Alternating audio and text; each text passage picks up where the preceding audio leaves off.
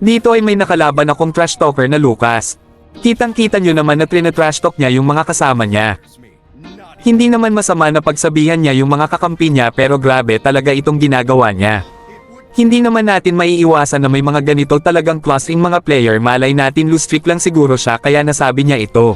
Pero hindi naman makakabawa sa kanyang pagiging magaling kung bubuhatin niya na lang at hindi na siya mangta-trash talk. Dito sa Mobile Legend ay hindi ka makakaangat kung hindi ka marunong tumanggap ng pagkatalo. Kung isa kang player dapat alam mo na hindi sa lahat ng oras ay panalo tayo. Ang masasabi ko lang sa mga players dyan ay ugaliin natin na tumanggap ng pagkatalo sa laro dahil dito tayo magsisimula kung paano makakaangat. Ganito ang nangyari mga idolo kung bakit galit na galit yung Lucas nila sa mga kasamahan niya. Kung mapapansin nyo ay early pa lang ay dumadalaw na ako sa gold lane.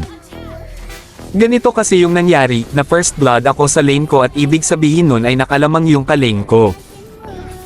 Kaya't ang gagawin ko ay pipitas na lang ako sa ibang lane para mapataba rin ang marksman namin o diba nice trade hahaha. Ganito talaga kinatatakot ko kapag may saber yung tahimik ka lang na naglalakad at biglang susulpot. Buti na lang ay kulang pa yung damage niya kaya nabigyan pa namin siya. At dito ay lumabas na ang turtle pero alam kong malulugi kami kung magko-contest pa at alam kong lamang yung Alucard nila sa level kaya't mas malakas ang damage ng retro niya. Kaya't nag-push na lang ako habang busy pa sila sa turtle dahil mas importante pa ang push kesa sa turtle na yan.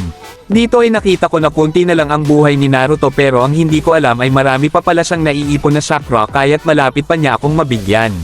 Buti na lang ay na-open ko yung Sharingan ko kaya't hindi tumalab yung Rasengan niya sa akin. Ano ka nasisira, ulo?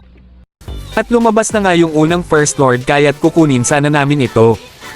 Pero dahil naramdaman ko ang chakra ni Naruto na nasa paligid lang ay agad-agad akong pumunta sa likod nila. Buti na lang ay nabigyan ko pa yung Veil at Alucard nila at ang masama lang ay nakuha nila yung Lord pero okay lang yan.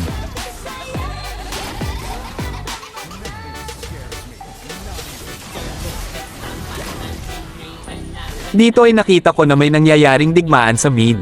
Kaya't ang ginawa ko ay nagtago lang muna ako sa bush. Nung naramdaman ko na safe na ay agad-agad kong pinasokan at tinuhag-tuhog si Layla hanggang sa mangisay ito.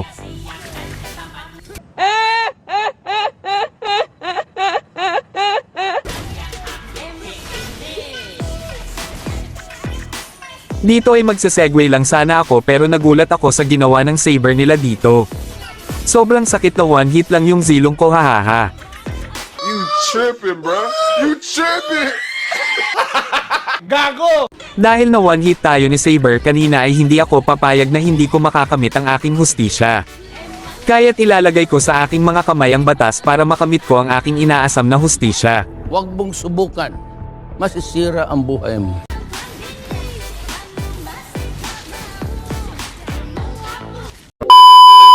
Tignan nyo dito mga idolo ang damage ng zilong ko. Hindi ko akalain na ito pala ang magpapanalo sa amin. Tignan nyong mabuti mga idolo, huwag kayong kukurap dahil mapapahanga kayo.